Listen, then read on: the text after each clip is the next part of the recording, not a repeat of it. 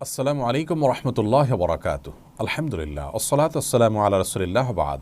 সুপ্রিয় দর্শক, নিজের কোরবানির পশু নিজে জবে করা উত্তম। রসুল আকরম সাল্লাল্লাহু আলাইহি সাল্লাম তাঁর কোরবানির পশু তিনি নিজে জবে করেছেন। এর মাধ্যমে ত্যাগের বিষয়টিও খুব ভালোভাবে বাস্তবায়িত হয়।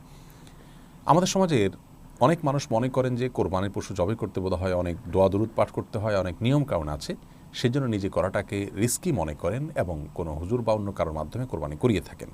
সন্দেহ নেই, অন্য কারোর মাধ্যমে কোরবানি করালেও কোরবানি বিশুদ্ধ হয়ে যাবে, কিন্তু নিজে হাতে করাটা যেহেতু বেশি উত্তম, সেজন্য আজ আমরা খুব সহজে আপনার কোরবানি পশু আপনি কীভাবে জবে করবেন সে বিষয়টি শেয়ার করবো ইনশাআল্লাহ তাআলা।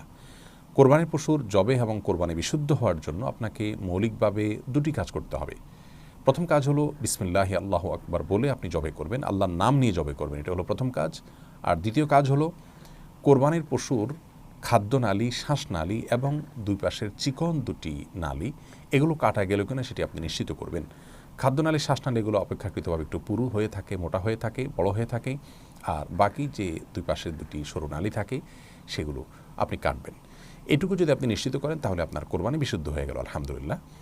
এর পাশাপাশি যদি সম্ভব হয় বিসমিল্লাহি আল্লাহু আকবার বলার পর আল্লাহুম্মা মিনকা ওয়ালাক বলবেন, তাহলে উত্তম হবে, কারণ নবী করিম সাল্লাল্লাহু আলাইহি ওয়াসাল্লাম এটি বলেছেন। এর অর্থ হলো বিসমিল্লাহি আল্লাহু আকবার, আল্লাহ আপনার নামে শুরু করছি এবং আপনি বড়, আপনি মহান, আল্লাহ মহান।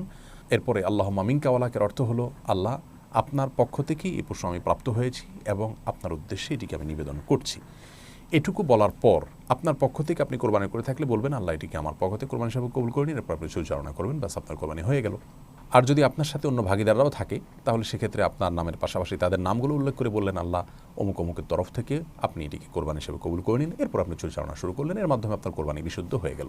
কোনো কারণে যদি ভাগিদারদের নামের তালিকা প্রস্তুত না থাকে তাহলে কোনো অসুবিধা নেই, আপনি শুধু এটুকু বললেন আল্লাহ এটি আমাদের সবার তরফ থেকে, আমরা যারা এটাকে কোরবানি নিয়ত করেছি আপনি ভালো জানেন, তাদের তরফ থেকে আপনি কবুল করেন কোরবানি হিসেবে, এইভাবে বলে আপনি পরিচালনা করলেও কোরবানি হয়ে যাবে। সহিহ মুসলিম হাদিসে আসছে নবী করিম সাল্লাল্লাহু আলাইহি সাল্লাম তার কোরবানির পশু জবাই করার সময় তিনি বলেছেন বিসমিল্লাহি আল্লাহু আকবার আল্লাহুম্মা মিনকা ওয়ালাক। আরও বলেছেন আল্লাহুম্মা তাকাব্বালহু মিন মুহাম্মদ ওয়ামিন আলে মুহাম্মদ ওয়ামিন উম্মতি মুহাম্মদ, যার অর্থ হলো আল্লাহ এই কোরবানির পশুকে আপনি মুহাম্মদের তরফ থেকে, তার পরিবার এবং মুহাম্মদের তরফ থেকে আপনি কবুল করে নিন। ঠিক একইভাবে আমরাও যাদের তরফ থেকে কোরবানি করছি তাদের তরফ থেকে কবুল হওয়ার দোয়া করে এরপরে আমরা পরিচালনা শুরু করলে কোরবানি বিশুদ্ধ হয়ে যাবে। খুবই সহজ। কোরবানির পশুকে কোন দিকে শোয়াতে হবে, এর উত্তর হলো যে কেবলার দিকে পা দিয়ে শোয়াতে হবে এবং পশুর বাম কাঁধে তাকে ফেলতে হবে, শোয়াতে হবে।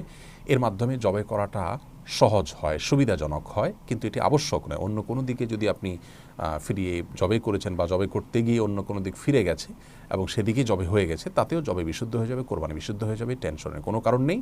তবে কেবলার দিকে পাও দিয়ে এবং পশুর বাম কাঁধে ফেলে যদি জবাই করা হয় সেটা অধিকতর উত্তম, জবাই করার সুবিধা হয় সেজন্য। আর এর পাশাপাশি জবাই করার ক্ষেত্রে কয়েকটা বিষয় খেয়াল করতে হবে। প্রথমত চাকু খুব ভালো করে ধার দিয়ে নিতে হবে।